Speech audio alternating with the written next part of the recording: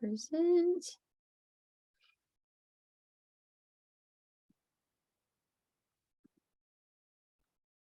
Okay, so this is the next part of typically what I would do with a child in play therapy. And so our case study girl, she was 9 and she had a fear of throwing up, and it happened every night. And so her mom is concerned and just wanted to get her some therapy. And so we've already built rapport. She likes coming in every week. And the next stage last week was we learned about her world. We learned about who's in her family, how she interacts with everyone. And we learned about how she feels about herself and some thoughts. And so we can assume that through those interventions, maybe somebody like this, maybe she likes everyone in her family, she's really close, but maybe she's has some separation anxiety when maybe like dad has to work at nights, or mom is now working at night, so it's been a hard adjustment for her. And then you find out that she thinks a lot and she is just always worried that she's not going to do good, or and you find these thoughts are creeping up in different areas in her life. So this is an example of what this case could look like. Sorry, I'm trying to go to the next screen and it's not, there we go. Okay, so the next stage I would do with this client is helping them gain insight into their thought patterns, their behaviors. And so it's a really big part of, I mean, working with both kids and adults, but with kids, they sometimes aren't really sure why they're there. And sometimes adults are, they're usually the one making their own appointment. But with kids, their parents are bringing them. And so sometimes they have no idea why they're seeing you every week. And so this is the stage that is one of my favorites. It just can help them be aware of some of their struggles and some things that they can change. So the purpose of it is so the therapist will help them decide which attitudes, beliefs, and behaviors to continue, and then which ones to replace. The purpose of this stage. And I had a bunch of cute pictures and they're gone. I don't know what happened to them, but oh, this is more important. So factors to consider whenever you're in this stage is what's the child's developmental level. So if you're working with a really young kid, like 4 or 5, you're gonna be doing this in a different way than you would if they were like 10, 13. So what is their readiness to accept? This stage may take longer than others because some kids may be ready, like they may be aware of what it is and they're like, yeah, I don't want to deal with this anymore. And then some kids may be more defensive. Usually if you have kids with like behavioral issues or are just more like combative, the stage could take longer. And then you also want to consider the relationship you've built with the child, because Adlerian therapist, we call this spitting in the soup. Like it's a stage of therapy, and it basically means like you're showing them like they're like the problems that they're coming in, like you're revealing that to them, like this is what I noticed. And so it's been called as spitting in the soup, and the reason why it's called that is because sometimes it can have a bad impact on the relationship you've built with that client. And so this is the stage that I have heard that sometimes, because you can also do this with the parent too. So you're showing both the parent and or the child maybe a part that they're playing in the relationship that isn't helpful, or maybe the parent is contributing to the child's behaviors and they're not aware of it, and you tell them, and it's in a very nice way, but sometimes people aren't able to hold that yet. So just always using your awareness as a counselor, when the right time would be to do this, or if it even follows your model. So this stage I use a lot of says bibliotherapy. I love bibliotherapy. I have a whole library of read alouds that I do with kids at this stage.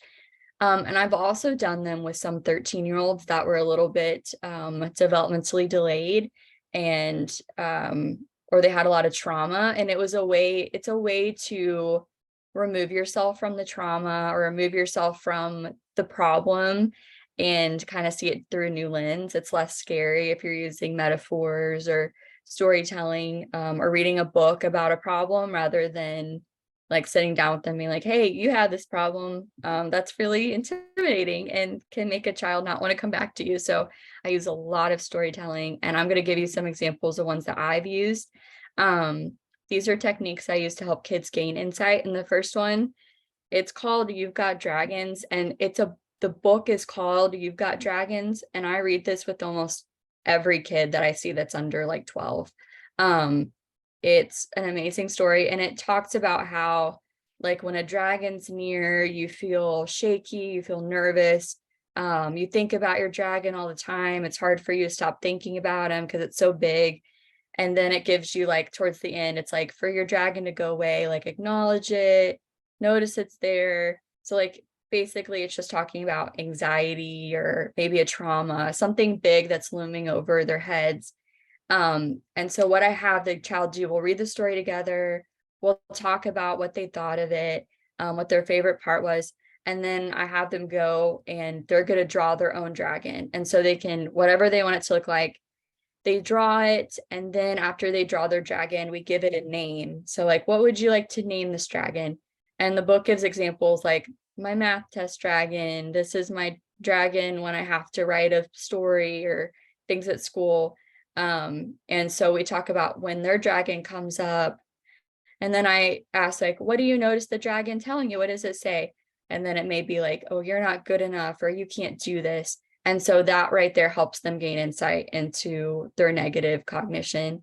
If you do EMDR, I incorporate EMDR with kids very commonly. And this is one great way to get a negative belief statement from them, instead of just sitting down and being like, how does that make you feel? Like, this is a much more creative way. And kids love visuals and abstract and metaphor. And so this is a great way I've gotten the negative cognition. And then I will say, instead of believing you can't do it, what would you want to see yourself doing, or how would you want to believe? And maybe it's like, I am brave, or I'm strong, or I can do it. And so then you can get the positive VOC as well. And then that takes you into the next stage. So if you do EMDR, which I do, you're set. The next one is just a shoe. I don't have a name for it. I don't know what the name is, but what I've done is I've had just print out like outline, like coloring sheets of just different types of shoes. And I've had them choose a shoe that they like. So there's like soccer shoes, or maybe they're in ballet, so they like the ballet shoes, or they like the boots, whatever they gravitate towards. They'll pick which one that they like. And then on the shoe, I have them draw, where have your shoes been in life? And so then they can draw pictures of, they can interpret it in different ways because you can get a lot out of it. So maybe it's like, maybe they've moved a lot. Maybe they're a military kid and they want to draw all the places that they've lived, or maybe they were adopted at one point, so they can draw that story. Maybe they just draw, like, I've had some kids just draw like literal places they've been, because they're usually going to take it very literally. But it's still a good way for you to get to know the child and their story through that. And they may notice something that was pretty significant on there that they didn't think about. So it's a good way to bring insight to them. Maybe an event that was big. It's kind of like a timeline. It's just a different way to do it and gather that data. And it just makes it more fun. And then the DBT house is one I'm sure you guys have all used or seen. And if you haven't, it's like, it looks like a house and it's in different sections. I use this with older kids, like 11 and up. Yeah, and younger than that, they wouldn't really have an interest in it. It'd feel like a homework assignment for them. But or you could have them draw pictures if you want to just change it a little bit. But it's a really good way to bring awareness into problems that they have. It asks questions like, who's your support system? What are problems that you keep hidden from others? What's a behavior you want to change? Like all those questions, it's in one place. And I love this one. I do this a lot when I have like teens or like 12-year-olds, like preteens, and they really like this one. The next one is draw a safe place. So if you're EMDR trained, you know about safe place. Basically what I have them do is just we think of a place that they feel safe or peaceful, and then they draw that place, and that gives them a visual to look at. And so this stage is usually I'm prepping them for EMDR and helping them connect to a negative cognition if I'm doing EMDR with them, with play therapy. And so this is a great way to help know if they have a safe place that they feel safe, and then help them be aware of what that is that helps them. I've had one kid that she was a foster child, just got adopted. She wasn't able to come up with a safe place. And so our room was her safe place that she would use when she wasn't there. So sometimes you need to be creative with that one if the child doesn't feel like they're safe somewhere. The next one is called A Perfectly Messed Up Story, and it's a book, and the title is A Perfectly Messed Up Story. And I read this with kids that have problems with anxiety or prone to perfectionism.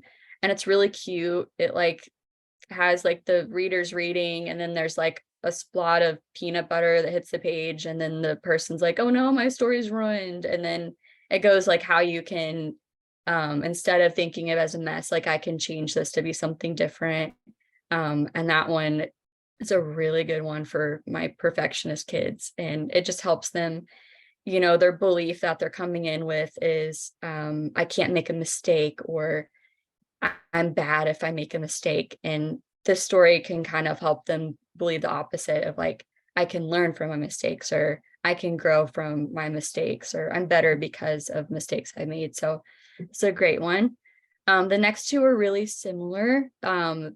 It's just different ways of doing them. So worry worms is a common one I do, where like we draw pictures of worms on index cards or pieces of paper, or you can print them out, however you want to do them.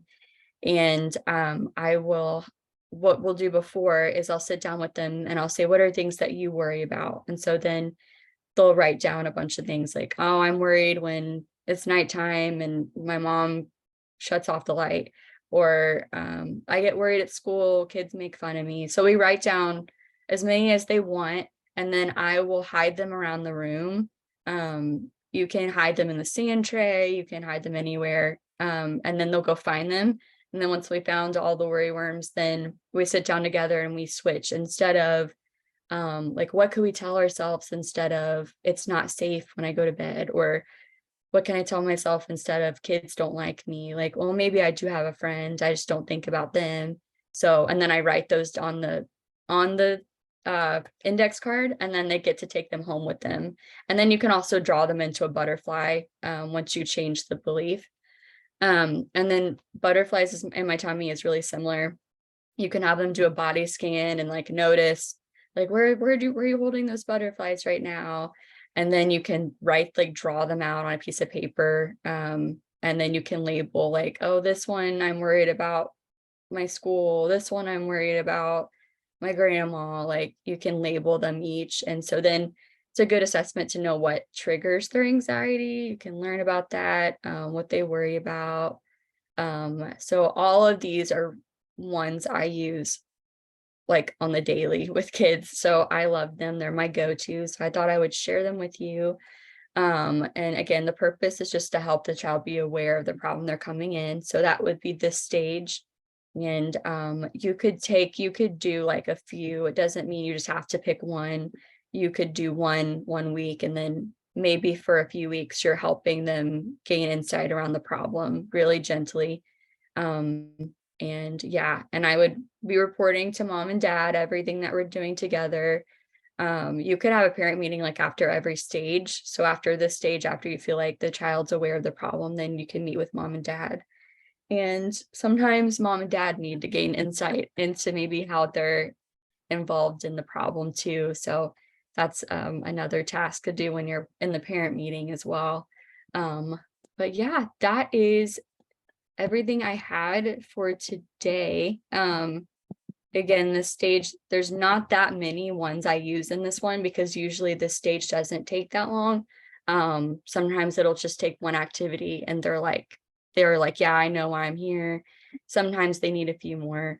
But I've never really gone past this. Like this has usually gotten me what I've needed. So yeah, does anybody have any questions or about this stage, or maybe it doesn't have to be about the stage, maybe it's just about a child or um I'm curious how you do the DBT house. yeah, I usually just print out there's like templates you can find online like Mhm. PDF, and I'll print them out. I'll give the child one, and I am holding, like, they get the blank one and I get the one with the prompts on it, so I just walk them through it. I'll pick what part goes next. It doesn't really matter what order you do it in. But I'll just say, okay, now go to the side of the house, and then I want you to write this. And yeah, that's typically how I do it. Thanks. You could also do it on the expo board if you want to be more creative or do something different.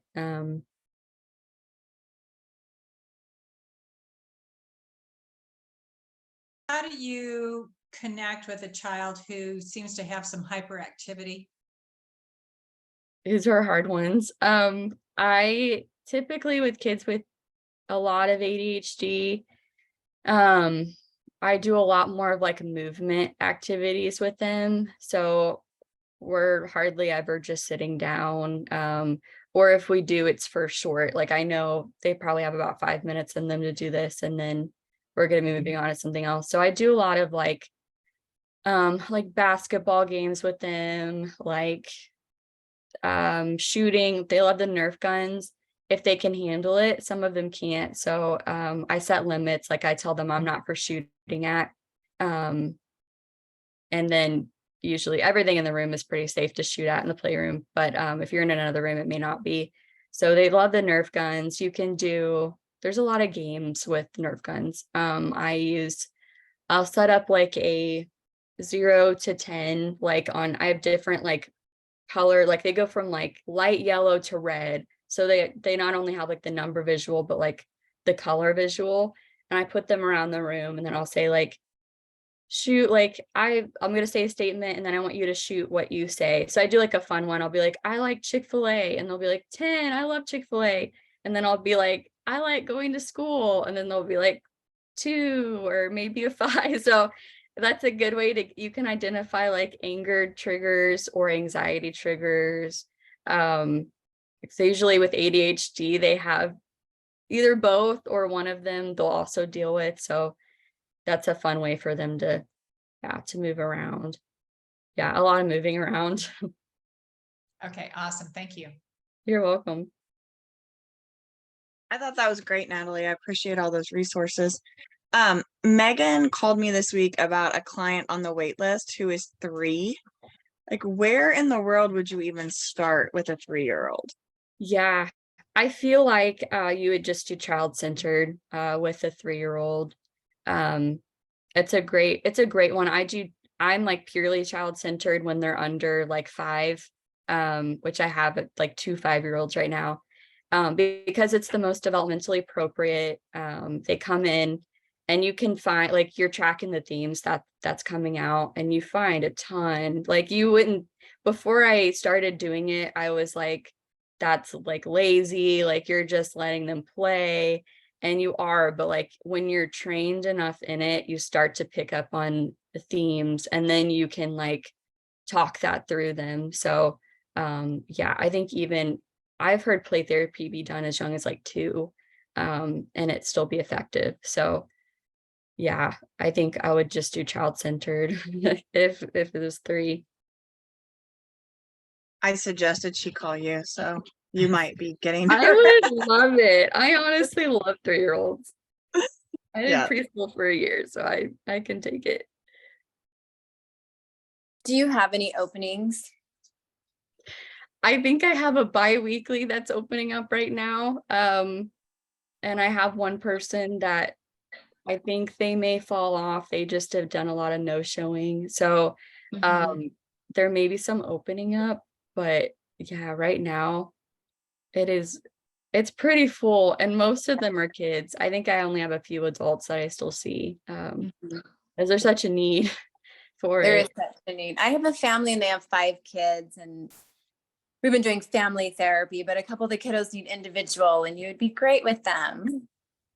I wish I could see everybody. I really do. Like I hear these cases and I'm like, yeah, I'll just open up another spot. And then I kick myself in the shin later, like I Yeah. really didn't, want to do that. And now I'm committed. But yeah, I do like it.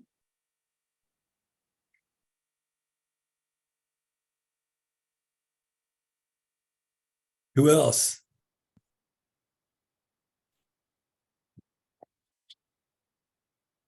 You ever get kids who are more resistant during this phase, uh, in the way that they are not presenting problems. You just want to come and hang out and talk about school and stuff.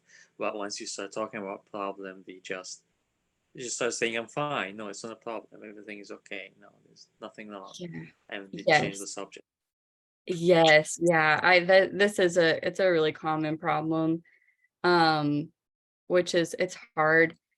I think I'm not the expert in it because I feel like I'm still learning how to navigate those ones, but I think something that happened this week that encouraged me with one of those for me, I feel like she was coming in and just talking about like her assignments in school, like or her friends, or wanting to show me pictures of fun things she did that week.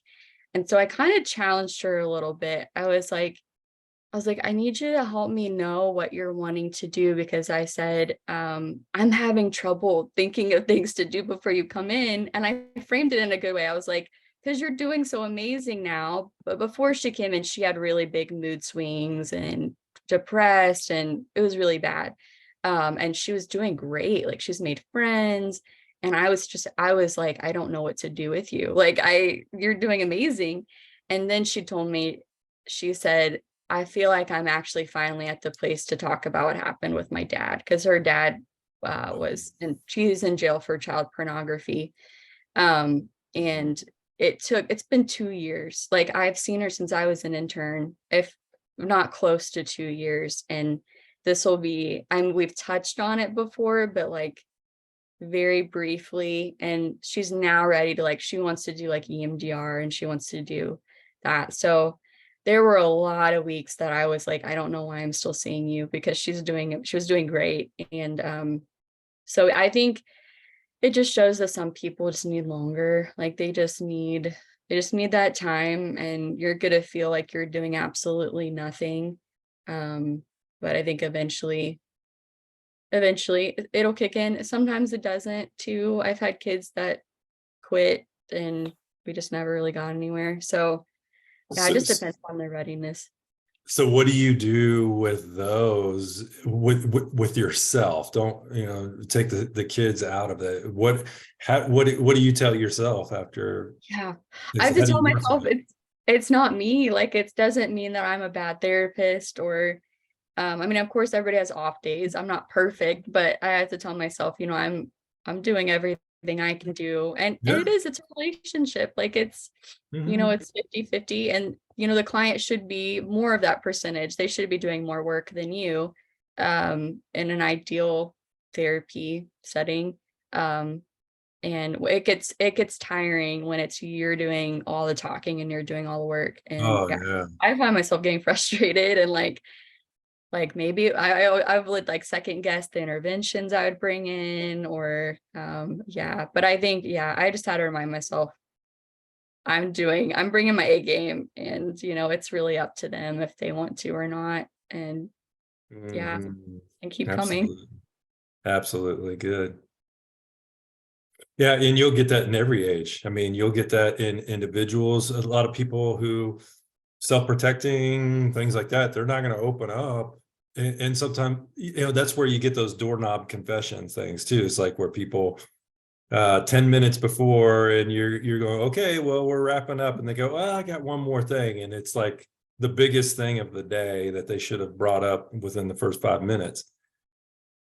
Yes. So, but that just shows human nature is people, I mean, the therapeutic alliance is the most important part of the whole situation, is because if they don't feel comfortable, they're not going to open up to you, right? But that doesn't mean it's you, it just means it's the situation most of the time, I would say. So yeah, that's why I asked you, how do you overcome that? And it's self-talk, you have to remind yourself that, hey, I've put in the time, and I'm good at what I do. And Yeah. yeah. And the control circle, I had that in my mind like all day, like with clients, like I'm like, I can't control what they do. Like I can't control if they actually go do this intervention. I can only control what I bring or what I'm preparing. And so yeah, that's another thing like mentally that helps me.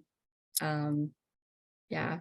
Yeah, and that's where I think, holding them accountable, but even more holding the parents accountable at certain ages, because they're the ones that should be taking these interventions, hoping and working on it, because, it's probably there because they haven't worked on things. And so you're giving them tools to be able to do that. So yeah, and that's why, we want to be able to hold the parents a little bit more accountable to things. And there's going Yeah. to be things out of their control. I understand that. Oh But they can yeah. sure help you. Yes. Yeah, I just had that situation this week with a mom. There's a kid that this is the first kid I've ever felt like he needs to be psych eval. Like I really do feel like there's some type of chemical imbalance, and Mhm. he needs to be on some type of medicine. And I have told her like every week, I'm like, I can't, there's only so much I can do at this end. And until we know a diagnosis, I'm still like, I don't know if he's depressed. I don't know if he's has high anxiety. I don't know if he has an anger problem or ODD. So I'm like, you're you're making me do a shot in the dark every time I'm here because I don't know what I'm working with. And she just Mhm. is like dragging her feet. And she says she wants to, but it's frustrating when they're not doing their end of the deal. And then you're just stuck with a mess every week. So yeah, it's frustrating. Well, and that's what I would say to him is, hey, you're making a choice. This is a choice that you are making for not doing these things. So I will continue doing what I do here, throwing darts, but I can really use your help. Yes. Yeah. So what you're saying is they need to go out to a psychologist and take assessment. Mhm. Mhm. Is it money that's keeping her from doing it? Is it time? I What's her think it's excuse? I want to say it's time. I feel like she did. I mean, this family's got a lot going on. So I understand that, but also she just wants to come in and complain about Yeah. how like disarrayed she feels at home with her son yelling every day. And I'm like, well, if you go get Mhm. the psych eval, it could answer a lot of questions for us that I'm highly Yeah. suspecting. Because it's like generational. Like dad has anger, dad's been in jail, uh, uncles have been in jail, anger problems, brothers in a mental ward. Like I'm like, this is genetic. Like I really do feel like it's both learned and genetic with this kid. So Yeah, it's the environment that they're in too. Yeah, and she needs to break that. yes. Absolutely. But it's a good excuse for her to fail. Hmm. You It know. is.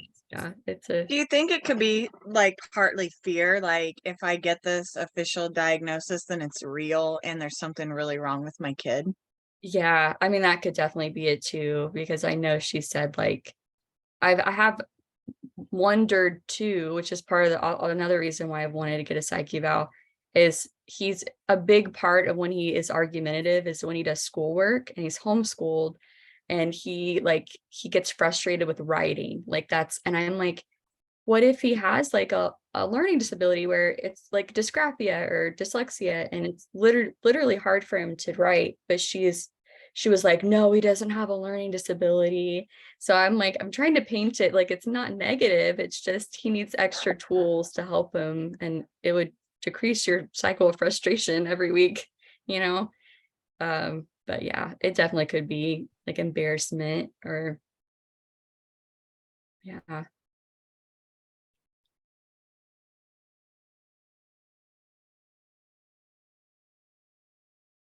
Who else?